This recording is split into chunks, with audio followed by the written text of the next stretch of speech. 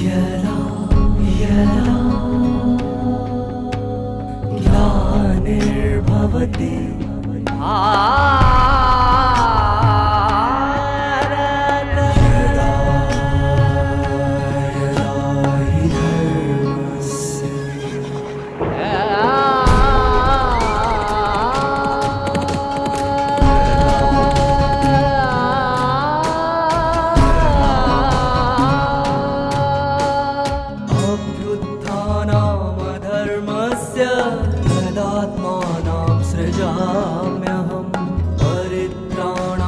साधूनां विनाशाय च दुष्कृतां विनाशाय धर्म संस्थापनार्थाय संभवामि युगे युगे युगे युगे युगे युगे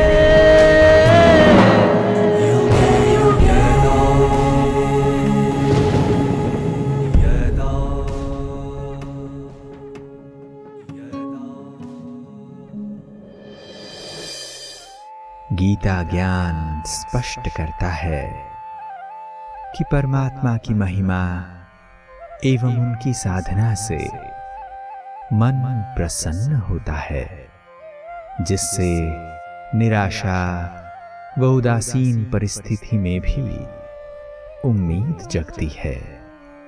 यही उम्मीद जीवन में नवीन उत्साह का संचार करती है, जिसके कारण विपरीत परिस्थिति में भी आत्मा हतोत्साहित न होकर साहस से आगे बढ़ पाती है।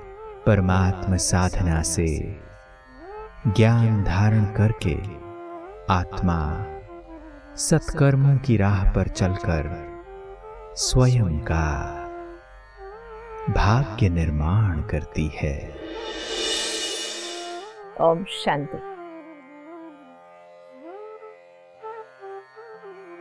समय बड़ा बलवान है। समय भगवान को भी इस धरती पर बुला देता है और समय के अनुसार इस धरती में जो बदलाव होता है उसके लिए स्वयं परमात्मा ही निर्देशक बन जाते हैं। इसीलिए तो गीता कहती है धर्मग्लानि के समय पर परमात्मा का अवतरण हो जाता है। जरूरी भी है वर्तमान समय के अनुसार चारों ओर जो परिस्थिति, परेशानी और बहुत सारी आपसी रंजिशें दिखाई दे रही है, ऐसे समय पर भगवान का आना आवश्यक भी है, अनिवार्य भी है, क्योंकि जो भी परिस्थिति है मनुष्य आत्माओं के हाथ से निकल गई है। मनुष्य आत्मा इस परिस्थिति को संभाल नहीं सकते।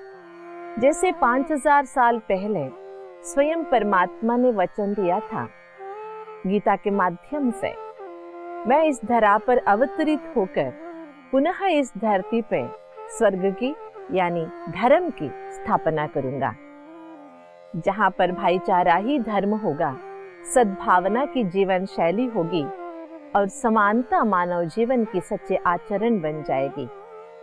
ऐसी दुनिया लाने के लिए ही तो गीता ज्ञानदाता स्वयं सृष्टिकर्ता परमात्मा इस धरती पर अवतरित हुए थे। इसके लिए जीता जागता उदाहरण है श्रीमद् भगवद गीता। श्रीमद् भगवद गीता ही एकमात्र ऐसा एक लक्षण या निशानी है कि स्वयं परमात्मा इस धरती पे पधारे थे और पधारेंगे भी। तो पधारते क्यों हैं? इसका जवाब भी हमें गीता में कई जगह पर परमात्मा ने दिया है कि क्यों आता हूँ, मेरा क्या कर्तव्य है। और इस धरती पर पधार कर अवतरित होकर परमात्मा क्या हमारे जैसे बन जाते हैं, जन्म कर्म के बंधन में आ जाते हैं? कई मनुष्यों का यही संशय है मन में कि जैसे हम लोगों ने जन्म लिया और जन्म मरण चक्कर में आते ही रह गए, क्या परमात्मा भी ऐसे ही आते हैं? इसका जवाब आगे के श्लोक में गीता के माध्यम से हमें ये सुनने को मिलता है। सर्वभूतानि कौन्तेय प्रकृतिं यान्ति मामिकाम् कल्पक्षये पुनस्तानि कल्पादो विसृजाम्यहम्। जो भी भूतानी माना यहाँ पांचभूत है, आत्माएं हैं, जो भी इस पंच तत्व से बनी हुई दुनिया में रह रहे हैं, सर्वभूतानी माना सर्वजीवी, पशु पक्षी प्राणी मानव मात्र सभी को मिलाकर भगवान ने ये शब्द का प्रयोग किया। सर्वभूतानि कौन्तेय प्रकृतिम यान्ति मामिकाम, मेरी प्रकृति में समाविष्ट हो जाते हैं। ये कब होते हैं? कल्पक्षये पुनस्थानि कल्पादो विसृजाम्यहम्। जब कल्प का अंत हो जाता है उस समय मैं इन सभी को अपने पास बुला लेता हूँ। जो भी इस धरती पर उपस्थित है सभी कल्प क्षय होने पर या कल्प के अंत के समय पर, क्योंकि इस सृष्टि को तो परमात्मा ने बता दिया ये अविनाशी है, पुनरावर्तनीय है, रिपीटेशन इज मस्ट। जब ये रिपीटेशन होना ही है तो सर्वनाश तो संभव नहीं है। तो ये कल्प क्षय, एक कल्प शब्द में ही बहुत सारे उलझने हैं। कई तो लाखों वर्ष का कल्प बता देते हैं, लेकिन महाभारत हमें ये बताता है हर 5000 साल के बाद वर्ण संकर होता है। मतलब 5000 साल के अंदर एक चक्र की पुनरावर्तन अनिवार्य है। और कल्प 4 युगों का है और 4 युग समयुग है। सत्ययुग, त्रेता युग, द्वापर युग, कलियुग, ये समयुग। 1250 वर्ष के एक एक युग, कुल मिलाकर 5000 वर्ष का एक कल्प। जब कल्प का अंत संभव हो जाता है या कल्प के अंत की घड़ी संभवित हो जाती है, तब परमात्मा कहते हैं सारे जो भी इस धरती पे उपस्थित है मेरे प्रकृति में आ जाते हैं। मेरे प्रकृति में, ये नहीं कहा कि मेरे में समाविष्ट हो जाते हैं, ये नहीं कहा। परमात्मा की प्रकृति क्या है? जैसे देखिए, हम आत्माओं की प्रकृति, हमारे आसपास जो 5 तत्वों की प्रकृति है, ये हमारी प्रकृति है। हम जिस ग्रह में निवास कर रहे हैं, भूमि जिसको हम कह रहे हैं, वसुंधरा कहते हैं, धरती कहते हैं, हम यहाँ पर रह रहे, जो हमारे आसपास है, ये हमारी प्रकृति है। ऐसे परमात्मा की प्रकृति वो है जहाँ परमात्मा रहते हैं, जिसके लिए परमात्मा ने कहा है न तद्भासयते सूर्यो न शशांको न पावकः यत् गत्वा न निवर्तन्ते तद्धाम परमं मम। है ना, परमात्मा की प्रकृति वह है जहाँ पर 5 तत्व नहीं है, जहाँ न सूरज है, न चांद है, न सितारे हैं, जो परम धाम कहलाता है। अपने आप में एक रोशनी का मूल है, या यूं कहे कि वो रोशनी का धाम है, प्रकाश का धाम है, जिसको शांति धाम कहते, परम धाम कहते, ब्रह्मलोक कहते। वहां पर सारी आत्माएं आ जाती हैं। फिर परमात्मा क्या कहते हैं? जब कल्प क्षय होते ही आत्माएं मेरे पास आ जाते हैं, फिर पुनः दूसरे कल्प में मैं उनका रचना करता हूँ, मैं उनकी रचना करता हूँ, क्योंकि परमात्मा रचयिता है। आगे चलकर परमात्मा ये हमें स्पष्ट करते हैं, प्रकृतिम स्वामवष्टभ्य विसृजामि पुनः पुनः भूतग्राममिमं कृत्स्नम् अवशं प्रकृतेर्वशात्। ये सृष्टि की पुनर्निर्माण भी मैं प्रकृति के माध्यम से ही करता हूँ। भूतग्राममिमं पुनः पुनः विसृजामि, ये प्रकृति का आधार लेके मैं आता हूँ और प्रकृति के माध्यम से ही जो भूत, मतलब जो भी चराचर कहे, मनुष्य मात्र कहे, आत्माएं कहे, मेरे पास लौट के आई थी, वो पुनः पुनः उनको मैं रचता हूँ, मैं उनकी नई चेतना, नया जीवन शुरू कराता हूँ। ये कैसे कंफ्यूजन है मैं आपको स्पष्ट कर दूं। एक बच्चा रोता है कि मुझे हाथी चाहिए, उनके घर के सामने से कोई हाथी को लेके जा रहा है, एक हाथी बहुत अच्छी तरह से चल के वहां से निकले, तो कहता है, मम्मी से आके रो के कहता मुझे भी हाथी ला के दो। तो जैसे पापा आया, मम्मी ने बच्चे की ख्वाहिश बताई, तो पापा बाजार गए, एक लकड़ी की हाथी ला के दे दिए। बच्चे के हाथ में छोटी सी लकड़ी के हाथी की जो नमूना मिल गया, बच्चा बहुत खुश हो गया। सभी को दिखा दिखा कर ये कहने लगा, देखो मेरे घर में हाथी है, मेरे घर में हाथी है, मेरे पास हाथी है। सच में वो हाथी नहीं है, हाथी का एक छोटा सा फॉर्मेट है, गुड़िया है। लेकिन वो उसको आप लकड़ी भी नहीं कह सकते। देखिए, उसके लकड़ी भी नहीं कह सकते, हाथी भी नहीं कह सकते। हाथी कह भी सकते हैं, लकड़ी भी कह सकते हैं। कंफ्यूजन नहीं है क्या? लकड़ी की बनी हुई है, लकड़ी कह सकते लेकिन नहीं कहते, हाथी कहते। वो हाथी नहीं है लेकिन फिर भी उसको हाथी ही कहते। इसी तरह परमात्मा खुद बैठ के मिट्टी से मनुष्यात्माओं का निर्माण नहीं करते। ये सृष्टि एक नाटक है। इस नाटक के अंदर परमात्मा का कुछ अपना रोल है।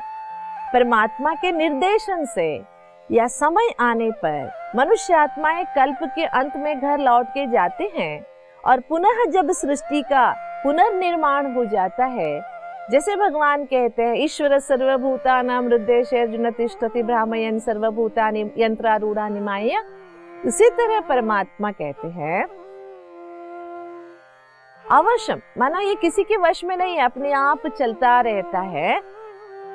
और परमात्मा के निर्देशन से, माना इस सृष्टि का director, principal actor, script writer परमात्मा ही है। कब लिखा ये नहीं पूछना, क्योंकि ये अनादि है और अविनाशी है।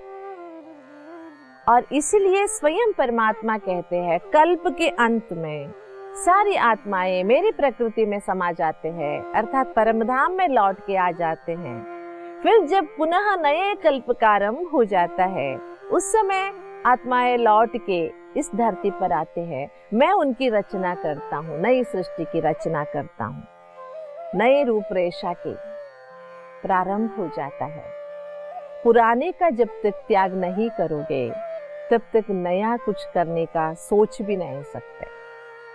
इसलिए जब बहुत पुराना हो जाता है, तमोगुणी हो जाते हैं, तो परमात्मा को इस धरती पे आना पड़ता है। क्यों आना पड़ता है? एक छोटी सी घटना याद आती है मुझे। एक बड़े विद्वान एक गांव से गुजर रहे थे। जैसे उस गांव का नाम देखा उन्होंने, उन्हें याद आया उस गांव में उनका एक मित्र रहते हैं।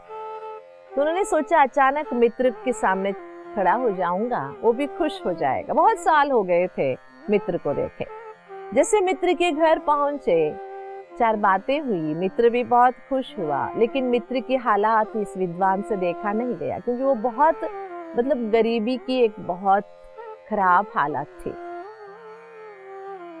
उस दिन विद्वान वहीं रुके, रात के खाने की बंदोबस्त करनी थी। घर में 3 भाई रहते थे, विद्वान के मित्र और उनके 2 भाई, उनका परिवार। उनके घर के सामने एक फली का पेड़ था। शाम होते ही घर वाले गए, फली को तोड़ा, थोड़ा सा फली निकला तो उसे बेच के आटा और सब्जी लेके आए। उसमें से केवल 2 का भोजन ही बन पाया।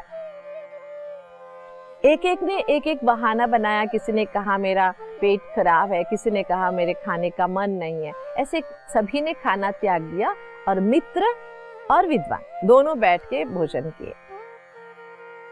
सभी सो गए, रात हो गई।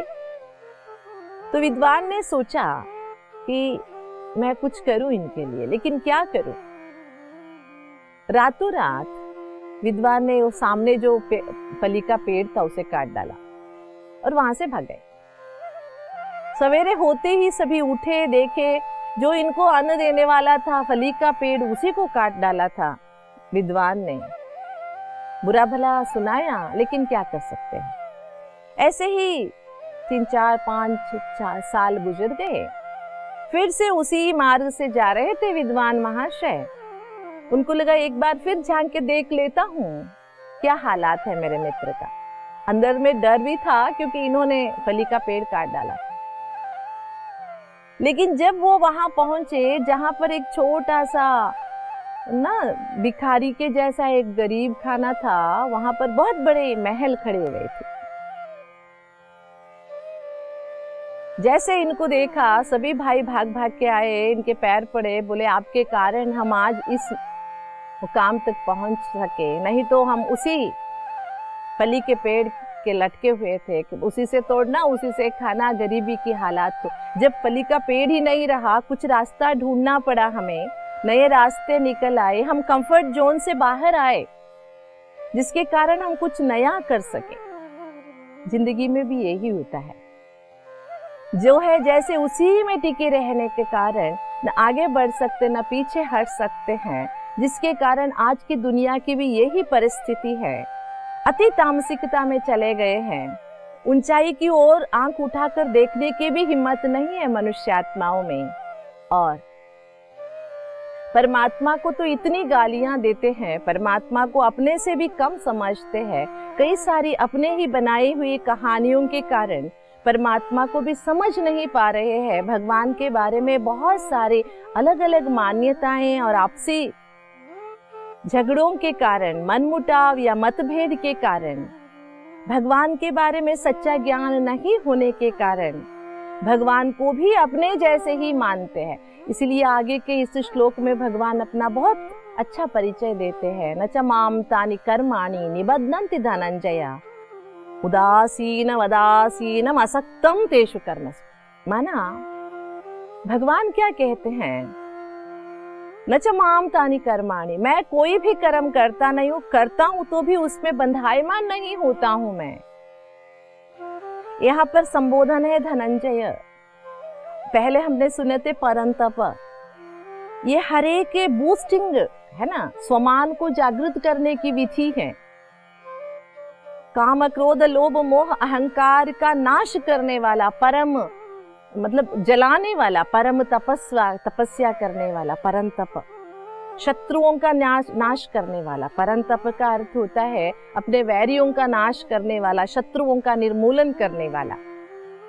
लेकिन सच में मनुष्यात्मा का शत्रु कौन है? अपने ही अंदर छिपे हुए, जिसको हम बिठा के रखे हैं सदियों से, काम क्रोध आदि विकार जो है, उन सब का नाश करने वाले को परंतप कहते हैं। यहाँ पर धनंजय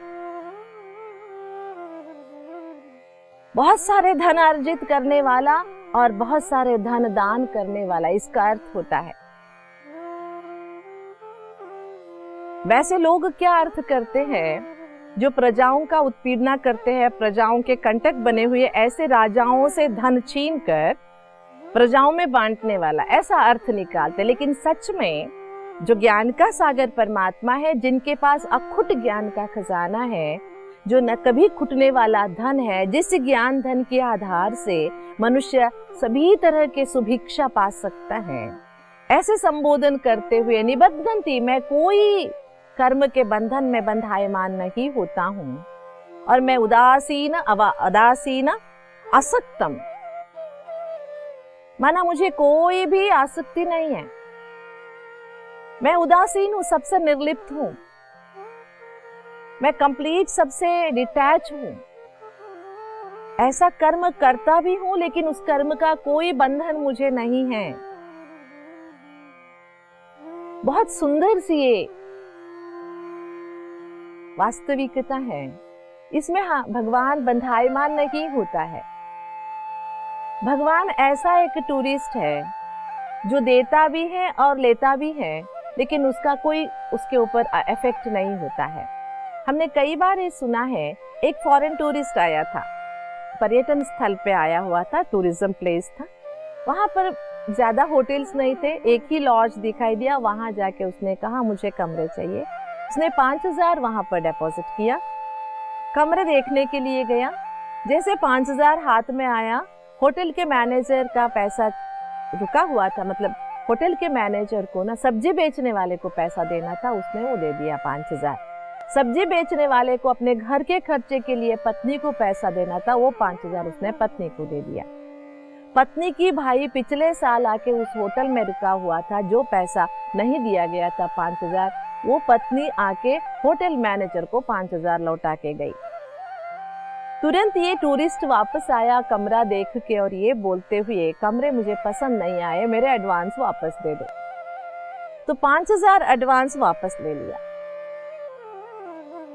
टूरिस्ट ने 5,000 दिया था मैनेजर को, मैनेजर ने सब्जी वाले को, सब्जी वाले ने पत्नी को, पत्नी ने होटल मैनेजर को, फिर वापस मैनेजर ने टूरिस्ट को दे दिया। ये पूरे जो इकोनॉमिक सिस्टम है, इसमें आप क्या देखते हैं, किसी की कमाई नहीं हुई है, लेकिन कईयों के कर्जा चुकता हो गया है। एक दूसरे के कर्जदार थे, एक 5,000 रुपए ने सभी का कर्जा उतार दिया। दिस इज द सिस्टम, आर्थिक व्यवस्था कहते हैं हम इसे। इसी तरह से ये सृष्टि की भी व्यवस्था है। भगवान कुछ देता है लेकिन वो उसके कोई उस बंधन में बंधता नहीं है, लेपक शेप में नहीं आता है। फिर भी भगवान के बताए हुए ज्ञान से कईयों के कर्ज चुक्त हो जाते हैं, कई पाप मुक्त हो जाते हैं। This is the wonder of this drama. इस सृष्टि की यही विशेषता है।